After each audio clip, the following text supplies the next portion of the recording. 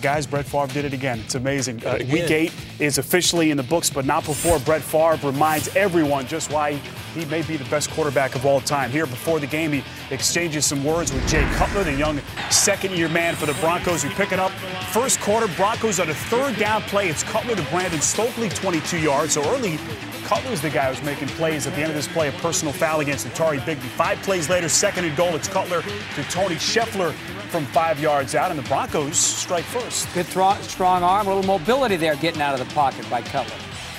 Now Green Bay, and this was a sign of things to come. Every time Denver came at them, they would strike right back. Here he locks up with one of his rookie targets. It's James Jones. What a juke little cutback across the field.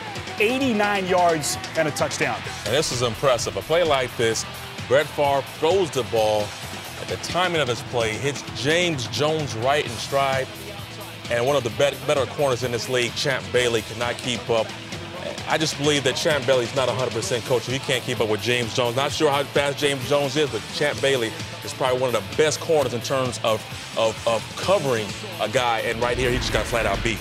As far as 10th touchdown pass of the season, second quarter Broncos from the 1-yard line. Cutler, one of the few gaffes he would make on the night, never had this snap cleanly.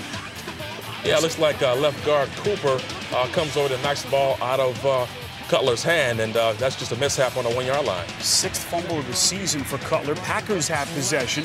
And who is this guy? Ryan Grant, who would have a huge night. His first 100-yard rush game of the season here. A big loss for Denver. Don Lynch, you see, just kind of got his neck crunched up there. It's a pinched nerve.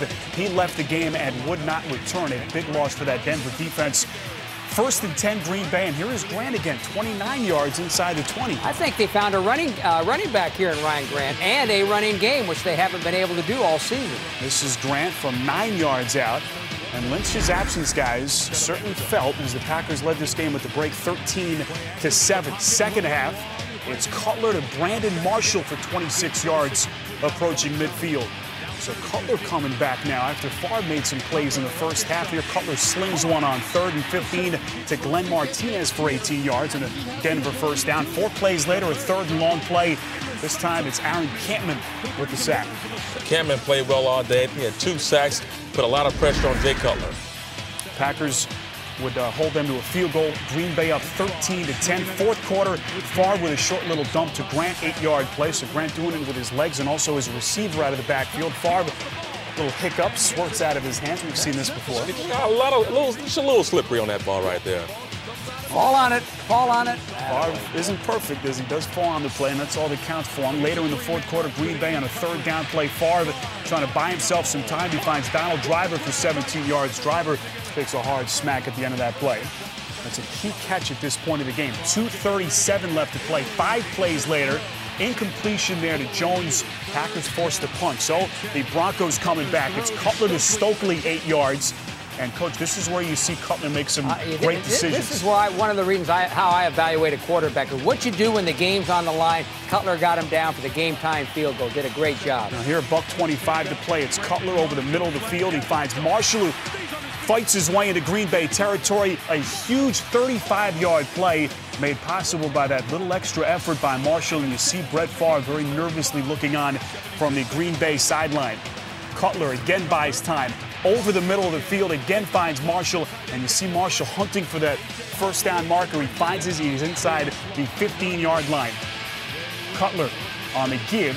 Selvin Young trying to fill in for Travis Henry, who was down. Look at the moves from Henry inside the 5. Big-time run right there. And here is Cutler, 25 seconds left into the end zone. It's incomplete, intended for Marshall. Now, no timeouts left for Denver. They would have one final chance here.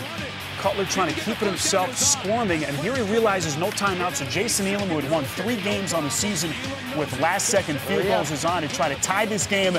And boy, it doesn't get any closer than this. Elam is able to boot it through, and it's good. Little chip shot field goal from 20 yards out, and this one would go to overtime. Put a coin toss, one of the long sequences of the OT. Green Bay would win it. It is sudden death overtime, guys. And first play of the extra session. Here is the guy, Brett Favre. Good night. Finds his man down the field, Greg Jennings, and he's gone. 82 yards. It's the 2nd longest play in the history of overtime.